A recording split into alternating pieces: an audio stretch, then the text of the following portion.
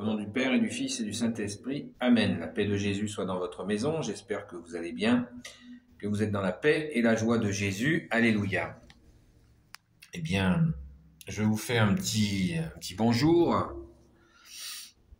Mes lectures de la parole sont, quand je suis au Saint-Pilon, à la Sainte-Baume, mes lectures de la parole, eh bien, je les mets un petit peu en attente, tout en la lisant, ce que je vous invite à faire, bien sûr, bien évidemment. Simplement, ce matin, à la Sainte Messe, nous avons entendu le Saint Évangile où Jésus nomme le nom des 12 apôtres et il les envoie. Apôtre, ça veut dire celui qui est envoyé. Donc, il nous donne le nom de tous les apôtres. Donc, n'oublions pas que l'Église catholique, elle est Église, qui veut dire rassemblement, catholique, qui veut dire universel, et apostolique, qui veut dire des apôtres. Parce que Jésus s'est appuyé sur les apôtres pour diffuser son Église. C'est tout simple, mais il est bon de le rappeler quand on ne le sait pas. Et aussi, n'oublions pas que l'Église a deux piliers. L'Église a deux piliers qui sont Saint-Pierre et Saint-Paul, qui ont fait un travail gigantesque. Donc, il nous faut y penser, que nous sommes bien dans l'Église des apôtres. Par exemple, les personnes qui reçoivent le baptême, après elles font leur première communion, et puis elles font ensuite leur confirmation. Ce sont des sacrements. Et ce sacrement de confirmation, eh bien, il nous est donné à la succession des apôtres. Parce que les apôtres ont nommé des gens, c'était des évêques en fait, des évêques qui ont été nommés évêques en évêques, et bien jusqu'à nous donner la confirmation. Donc quand nous recevons la confirmation, nous la recevons des apôtres, pas moins.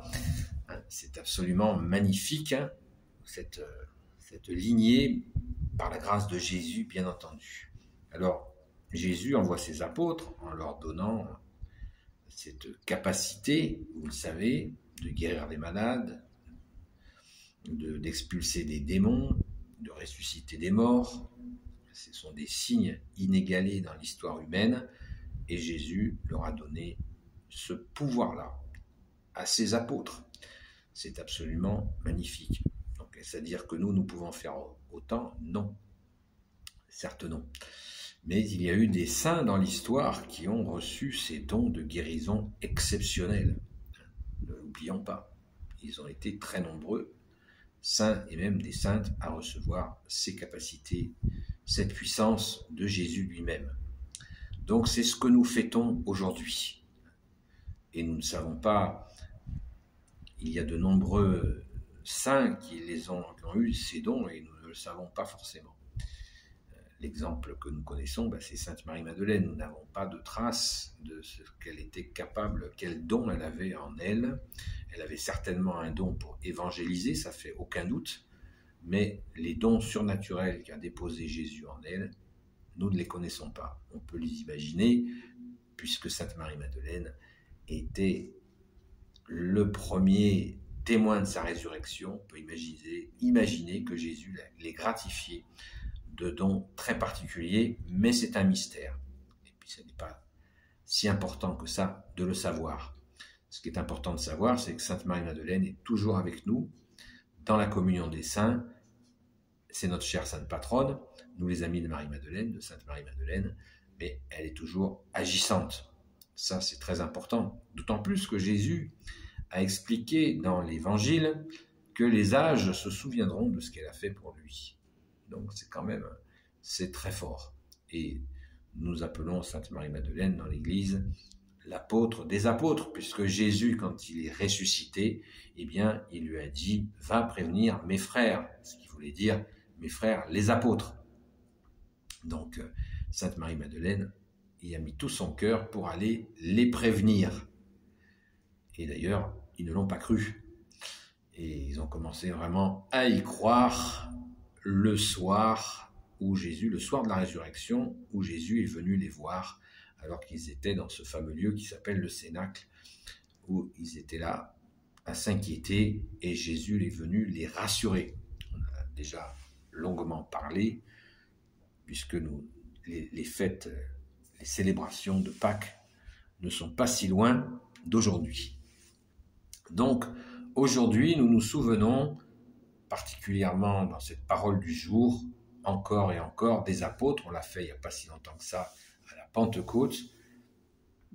Nous continuons à nous souvenir de l'action absolument exceptionnelle des apôtres, exceptionnelle, les 12 qui ont fait ce travail d'évangélisation de l'Église naissante, l'Église catholique naissante, et pour notre plus grande joie, pour notre plus grand bonheur, le monde a pu ainsi recevoir ton feu d'amour, bien-aimé Jésus, par les mains d'hommes que tu as choisis, de simples hommes comme vous et moi, qui ont été appelés par Jésus lui-même, que Jésus a formés pendant 3 ans et demi, il les a formés et il leur a donné la puissance d'en haut que le Père de Jésus, notre Père des cieux, avait préparé pour eux.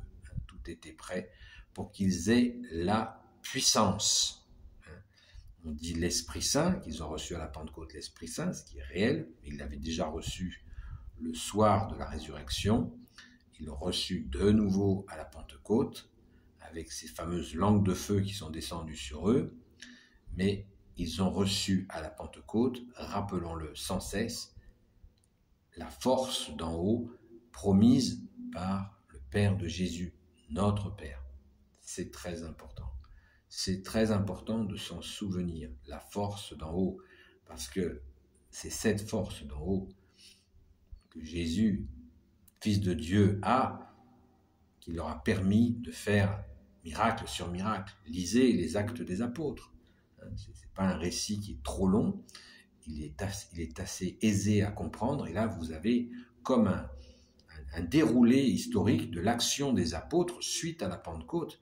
C'est juste extraordinaire. Alléluia, merci Jésus, merci à notre chère Sainte Patronne, Sainte Marie-Madeleine, qui a appelé les apôtres, donc Sainte Marie-Madeleine, l'apôtre des apôtres, qui les a appelés comme Jésus lui avait demandé. Elle n'a pas hésité une seconde. Très important. Et si les apôtres ne l'ont pas cru, elle a fait son boulot. Et bien de la même manière, comme nous l'a bien rappelé merveilleusement bien le prêtre à l'homélie ce matin, eh bien si nous ne sommes pas crus, comme je vous l'avais déjà signalé il y a quelque temps, si on ne vous croit pas quand vous témoignez de Jésus, eh bien c'est pas grave. Vous avez fait votre boulot. On ne force pas les gens, mais on leur annonce la vérité que tu es Jésus. Alléluia. Le chemin, la vérité et la vie. Béni soit le Père, le Fils et le Saint-Esprit. Amen. Ô Jésus, toi qui peux tout et qui portes tout, toi le Sauveur, toi l'Emmanuel, je te confie toutes celles et ceux qui regarderont cette vidéo, ainsi que leurs proches, selon ta sainte volonté, ô Jésus.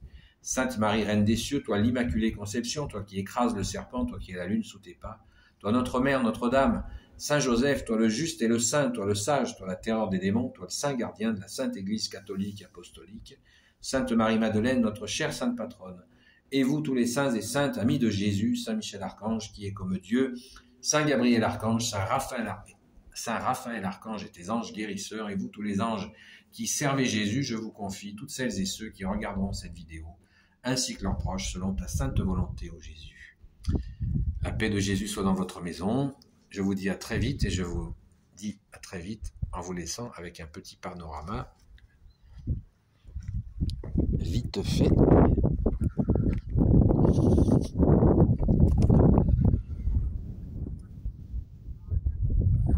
Vue sur la chapelle.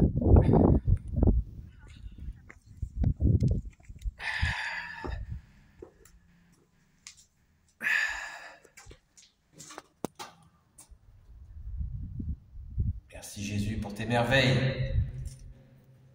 À très vite.